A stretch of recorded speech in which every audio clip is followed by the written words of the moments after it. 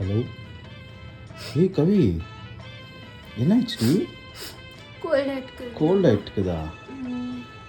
கோல்டான மாதிரி தெரியலையே. சண்டே எதுனா சமையல் பண்ணோன்னு ஒரு நாடகம் போடுற மாதிரி தெரியுது.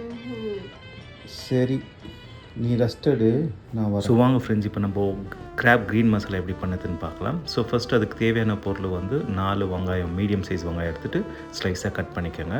அப்புறம் ஒரு 6 தக்காளி எடுத்துகிட்டு கட் பண்ணுங்கள். அது எப்படியும் நம்ம மிக்சியில் தான் போட போகிறோம். ஸோ ரஃபாக கட் பண்ணி மிக்சியில் போட்டுக்கோங்க. அது கூட ஒரு 6 பச்சை மிளகாய் எடுத்துகிட்டு அதுவும் நம்ம கட் பண்ணி மிக்சியில் தான் போட போகிறோம். பச்சை மிளகாய் எடுத்து போட்ட பிறகு நெக்ஸ்ட் நம்ம கொத்தமல்லியும் புதினாவும் நல்லா கழுவி மிக்சியில் போட்டுக்கலாம். இப்போ நம்ம வந்து தக்காளி, கொத்தமல்லி, புதினா, பச்சை மிளகாய் 4த்தையும் அரைச்சி எடுத்துக்கலாம்.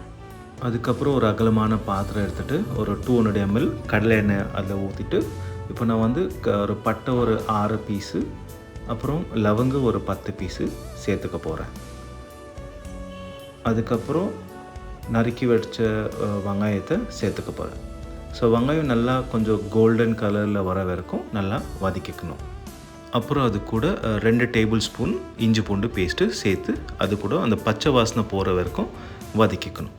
வதக்கின பிறகு நம்ம அரைச்சி வச்ச மசாலாவை சேர்த்துக்கலாம். அதுவும் சேர்த்துட்ட பிறகு நல்லா கிளறி விடுங்க. ஸோ அந்த பச்சை வாசனை போகிற வரைக்கும் நல்லா வதக்கணும். அது நல்லா வதக்கின பிறகு அது லைட்டாக எண்ணெய் விட ஆரம்பிக்கும். அப்போ நம்ம என்ன பண்ணணும், ஒரு 1/2 table spoon garam masala, 1/2 table spoon தனியாத்தூள், 1/2 table spoon chilli powder, 1/2 table spoon மஞ்சள் தூள், 1/2 டேபிள் ஸ்பூன் உப்பு போட்டு கலந்துக்கலாம். நல்லா மிக்ஸ் ஆன பிறகு நம்ம அது கூட நண்டு சேர்த்துக்கலாம். ஸோ இப்போ நான் உங்களுக்கு சொன்ன அளவு எல்லாமே 2 கேஜி நண்டு செய்கிறதுக்கு அளவு சொன்னேன். இப்போ நீங்கள் 1 கேஜி நண்டு செய்கிற மாதிரி இருந்தால் நீங்கள் அது பாதிக்கு சொன்ன மசாலா எல்லாமே நீங்கள் பாதியாக போட்டுக்கலாம். ஸோ நண்டு சேர்த்துட்ட பிறகு நல்லா மிக்ஸ் பண்ணிக்கோங்க. அதோட மசாலா எல்லாமே நல்லா மிக்ஸ் ஆகணும்.